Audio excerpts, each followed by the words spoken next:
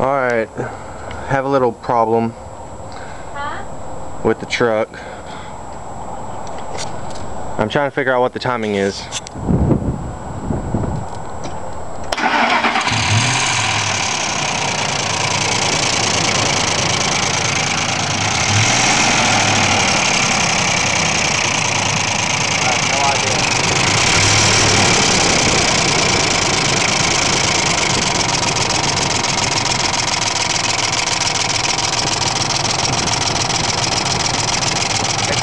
It's not spitting out no oil or nothing, so I'm guessing it might have a foul lifter, but I'm not sure.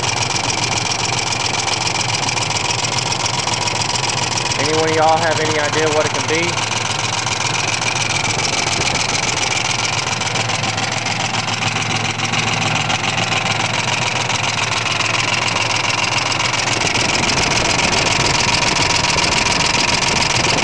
I don't know.